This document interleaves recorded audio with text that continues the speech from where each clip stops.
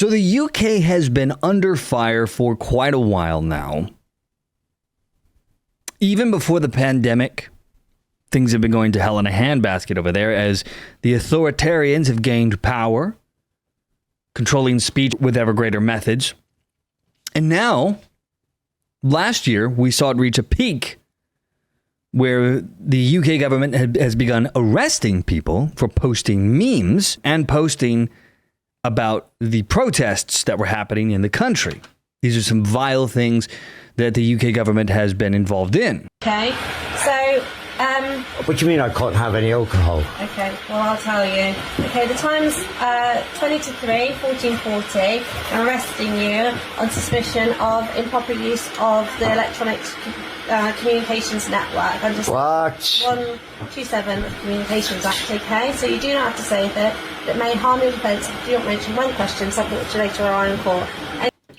This was for posting about the protests, if I remember correctly, this particular one that happened last year. And there were many like this.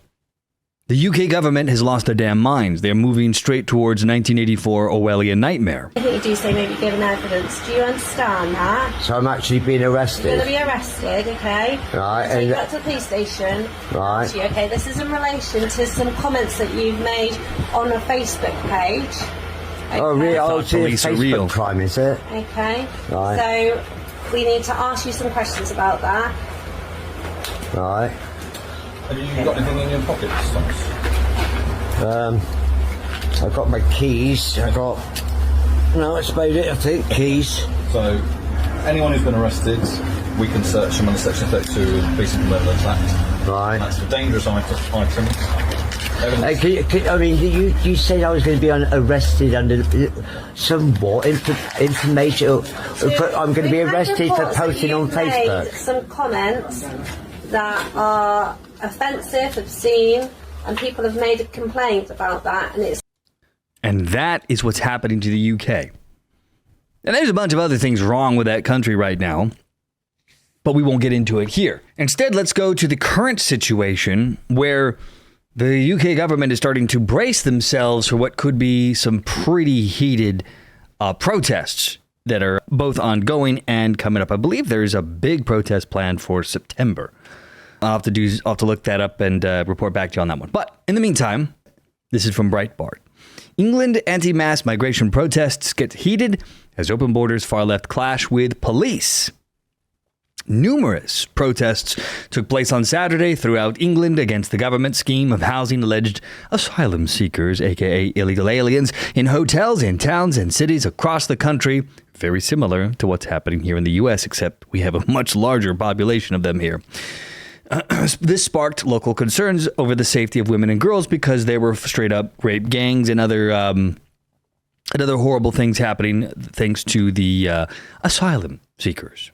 Now, while the protest movement against migrant hotels has in fact been largely peaceful since it broke out in Epping last month, following the sexual assault of yet another 14-year-old girl, allegedly at the hands of an illegal from Ethiopia housed in a local hotel, several clashes were seen on Saturday involving police and far-left counter-demonstrators.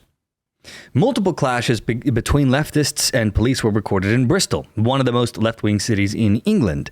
Police said that multiple people were arrested, however, the majority were later de-arrested.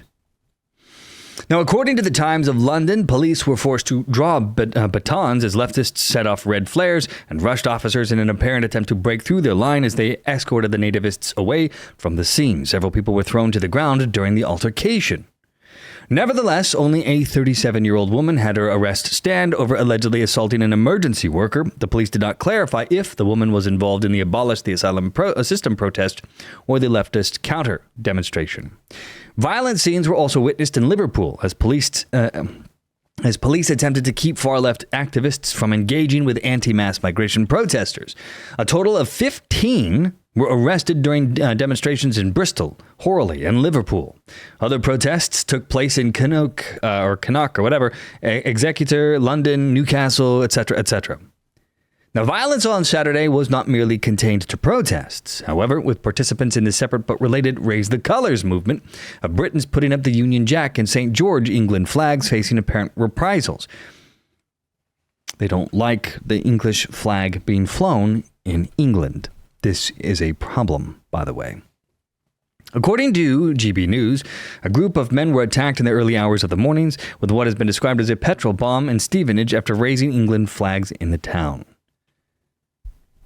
The UK government has allowed evil to fester within their country for so long, it's going to be a big uphill battle to overcome this. I don't know. They are where we would be in another 5 to 10 years if we did nothing. Now, one of those attacked told the news outlet that it is, of course, worrying to see such hostility, but it will never stop us from raising our flag with pride. The fact that people are so quick to attack us is concerning, yet it only makes us more determined to stand firm in who we are. Which, from America, I'm just going to put this out here to you Brits.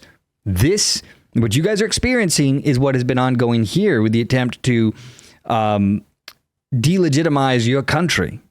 Blast it as racist, put the flag as a bad thing, because the goal and the purpose is to destroy your country, tear it down, and rebuild it into something new. The England that we all knew and loved, and from my point of view from afar, may not even exist in a generation or two, unless something dramatic is done here. And I don't know where this is going to go, but time is running out for the Brits.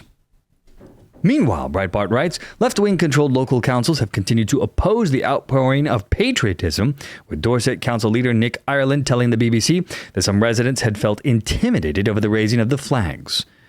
Which, if you feel intimidated by the raising of your own country's flags, you probably shouldn't be in that country, I think. Or there's something severely wrong with you and you may have been propagandized.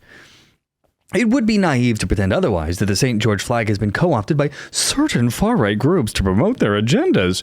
That's what they always say. This is the left, for example, in the U.S., has been anti-American flag since the 90s. This is when they discovered that patriotism tended to increase people's approval of the Republican Party. Suddenly, the flag was bad. The military was bad. This is where that started here in the States. And I'm sure that there is something similar happening in your country. Because patriotism reminds people of their love of country, and watching your country getting torn apart through legal and illegal immigration and other horrific policies, well, that's bound to make people who love the country upset. So they want to block you from seeing things that might make you remember why you loved your country. Where is this all headed? Well, it's hard to say right now, but it seems like revolution is not entirely off the table if the madness doesn't stop. This is an article from the Times of India. Keep spreading the word, Tommy Robinson shares. Cryptic message on social media urges people to assemble in London. You know, it's funny how right-wing didn't scare enough people, so now it's far-right. That's the new way to castigate anyone that doesn't agree with you. Far-right British activist Tommy Robinson on Sunday shared a cryptic post calling people to assemble in London, but gave no further details. The amount of people contacting me who are traveling from Ireland to London for September 13th is insane. We appreciate the support, he wrote on X. One user commented, train tickets are booked for me, girlfriend, and friends, and more friends say that they are coming. Keep spreading the word. Sharing a picture of them wearing a t-shirt that read September 13th, London, be there, enough is enough. Another user said, what is there on September 13th in London? And another user said, booked my tickets from Ireland yesterday, meeting the lads I've not seen for years. I wouldn't miss this for the world. Tommy Robinson had previously posted that the future belongs to patriots. Nothing can stop what is coming. It is unclear whether these two posts are related. And then the rest of the article here is just bashing Tommy Robinson, saying what a bad person he was, etc., etc. What happens next, one can only guess. But it's going to take more than protests. They're going to have to overcome the British government, preferably through peaceful means, of course. But we're going to have to see what happens. Keir Starmer is a dangerous, dangerous authoritarian, and I feel bad for the British people. We've been watching here on this channel the rise in totalitarianism within the UK, so we're wishing them all the best.